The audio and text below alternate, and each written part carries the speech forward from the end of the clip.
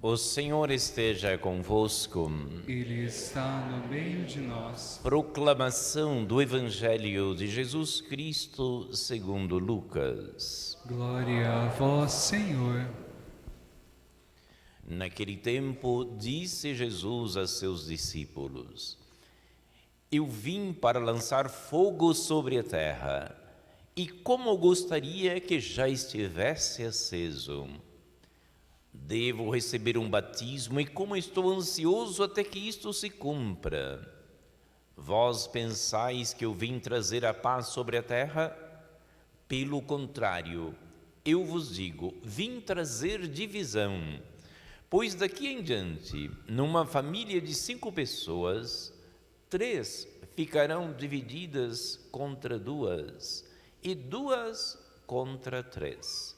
Ficarão divididos o pai contra o filho, e o filho contra o pai, a mãe contra a filha, e a filha contra a mãe, a sogra contra a nora, e a nora contra a sogra.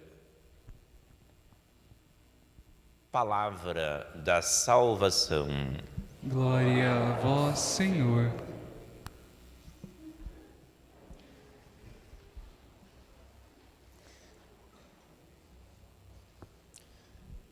Estas palavras do Evangelho que nós acabamos de ouvir nos deixam meio desconcertados, não é verdade?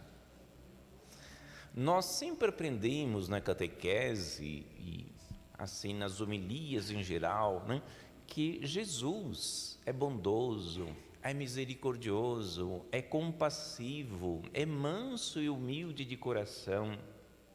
E hoje ele fala que não veio trazer a paz, não. Veio trazer a divisão, veio trazer o fogo sobre a terra.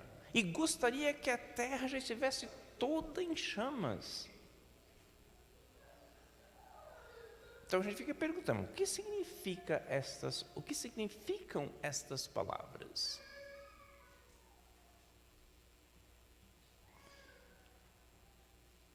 Qual será esse fogo? E qual será essa divisão de que Jesus fala? O fogo é o fogo da sua palavra. Ele queria que a terra inteira já estivesse cheia da sua palavra, que o Evangelho tivesse sido anunciado a todas as pessoas e que todo mundo conhecesse a palavra. E a divisão que ele traz é essa, que a sua palavra é uma palavra que traz discernimento, separa o joio do trigo. E isso cria divisões, né? Cria separação, mas é uma separação construtiva, porque nos leva a aprimorarmos a nossa identidade cristã. Nós que somos cristãos não podemos viver como qualquer um. A gente que conhece a palavra não pode ficar assim, né? Indefinido, numa vida amorfa, né? Sem contornos definidos. Quem é cristão tem de saber o que significa ser cristão e assumir a postura, o compromisso que isto implica. Isto vai levar, sim, a certas divisões. Vai levar a gente a não confundir alhos com bugalhos, né? E vai, às vezes, fazer a gente sofrer incompreensões. São Lucas, quando anuncia essa palavra à sua comunidade, é o momento em que a comunidade cristã primitiva está passando por um momento de provação, é perseguida por causa da fé. E às vezes a perseguição vinha de dentro da própria família. Às vezes numa casa de 5 pessoas, 1 ou 2 se convertiam ao Evangelho e as outras não. E por medo das autoridades, os próprios familiares denunciavam. que o seu familiar se tinha convertido ao cristianismo. Então criava essas situações de divisão. Então São Lucas está dizendo: gente, sustentem o compromisso, mesmo que tenham de ser perseguidos pelos mais íntimos, pelos mais próximos da família, mantenham a fidelidade ao Senhor. A gente não pode abrir mão da identidade cristã, do compromisso de ser um seguidor e uma seguidora de Jesus. E isso é uma coisa que acontece também hoje, né? Não está muito na moda a gente ser cristão hoje, né? Tantas vezes a gente é chamado de retrógrados, né? De pessoas que acreditam em coisas antigas, de gente que ainda insiste num discurso que não tem mais conexão com a realidade de hoje. Quando a gente defende, por exemplo, a vida desde a concepção até o seu natural declínio, né? Quando a gente não aceita o aborto nem a eutanásia, quando a gente não aceita tantas coisas que para nós batem de frente com a nossa identidade cristã, somos chamados de retrógrados, né? De pessoas ultrapassadas, pessoas que nutrem um discurso que não faz mais sentido no mundo atual. Quando a gente promove a justiça e a paz, a solidariedade entre as pessoas, quando defende os pobres, às vezes a gente é chamado de comunista, às vezes a gente é chamado assim de pessoas hipócritas, né? Por defender os humildes e querer promover a justiça, a solidariedade com os mais pobres. Não é tão fácil a gente manter a identidade, a gente saber o que é ser cristão e viver em conformidade com isso.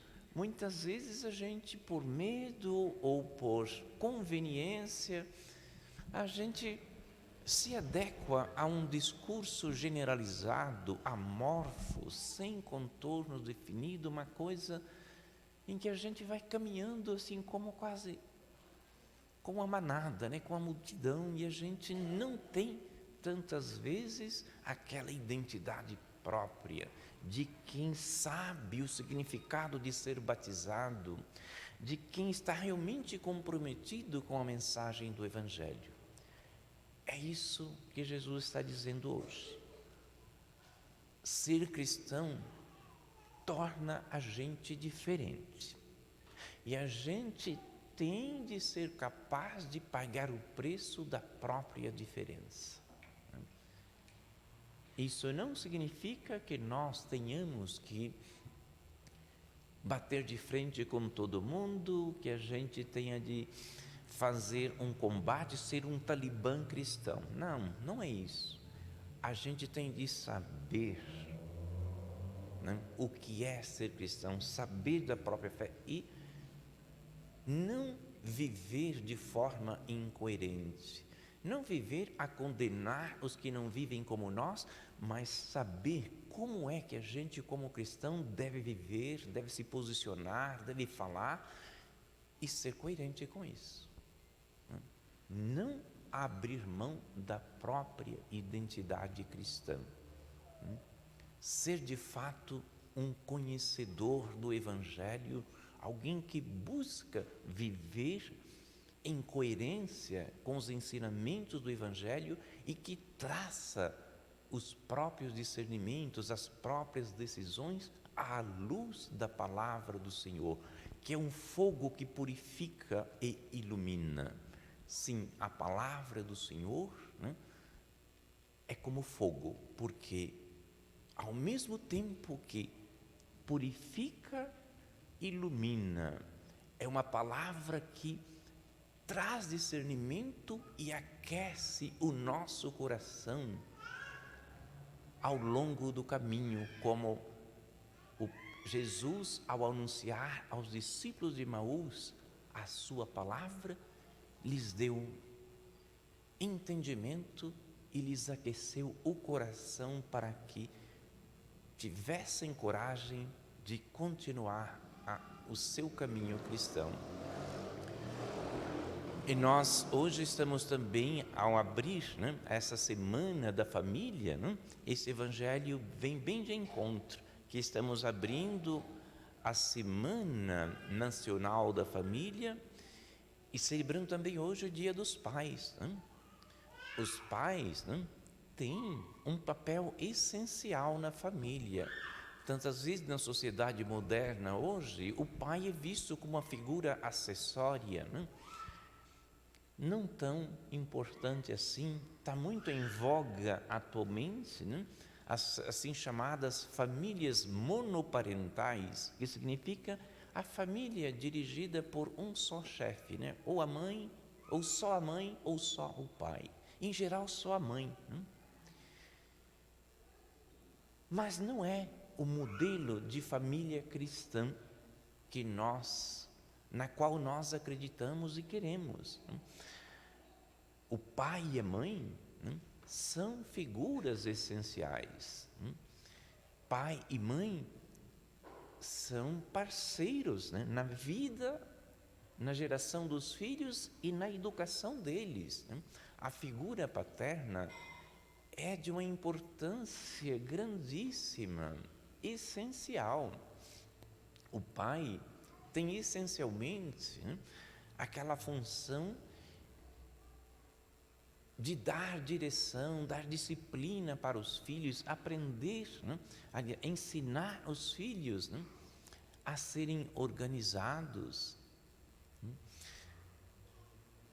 Um rio, se não tem margens, ele se espalha tanto que deixa de ser rio, vira um banhado, um pântano, mas não é mais rio, não tem o fluxo. Para que o rio tenha o seu fluxo, é necessário que haja margens, que ele tenha margens.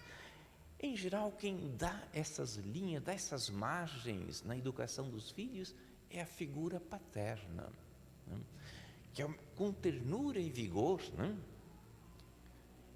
vai ensinando os filhos a disciplina, a organização, para que eles tenham um rumo seguro. Não que as mães não sejam capazes disso e não colaborem com isso. A colaboração delas também é fundamental, mas o pai tem esse aspecto assim, da disciplina, do falar firme quando é necessário, de não ser simplesmente um autoritário. Isso não educa, isso pelo contrário deseduca. Mas saber ter firmeza, saber transmitir limites para os filhos. E depois tem de saber. A primeira experiência que o filho e a filha faz, de homem, do ser masculino, é através da figura paterna. O filho vai introjetar a figura paterna, a figura masculina que o pai lhe transmitir. Também a filha, a primeira experiência que ela tem do sexo masculino é através do pai. Se é um pai terno, bondoso, firme, que transmite uma presença positiva, isso vai ser muito importante para ela depois, no relacionamento sentimental dela, na escolha de um marido e na vida matrimonial dela, e também para o filho. A imagem do sexo masculino, a imagem de homem que o filho aprende, a mais imediata é a da figura paterna. Se ela for positiva, isso vai ser muito bom para ele, porque ele vai ter uma referência sólida da sua própria identidade, de como ele deve ser homem, de como ele deve se comportar como um ser do sexo masculino. Enfim, a figura paterna é uma figura essencial. Aliás, Jesus nos ensinou a chamar a Deus de Pai, né? E se Ele nos ensinou a chamar a Deus de Pai, significa que a figura paterna é fundamental. E a oração que Ele nos ensinou é o Pai Nosso. Se a expressão da sua espiritualidade é dirigir-se ao Pai Eterno, chamando de Pai Nosso, significa que a experiência da paternidade é fundamental para o ser humano. E os pais são chamados a ser no próprio lar um espelho da paternidade divina. Isto é, o filho e a filha têm de fazer, não? Experiência da paternidade de Deus através da paternidade humana de seu próprio Pai. Então, que vocês pais sejam muito abençoados e tenham sempre como missão de vocês esse compromisso de transmitir na própria família a paternidade divina, de ser de algum modo um reflexo da paternidade divina. Creio em Deus Pai, todo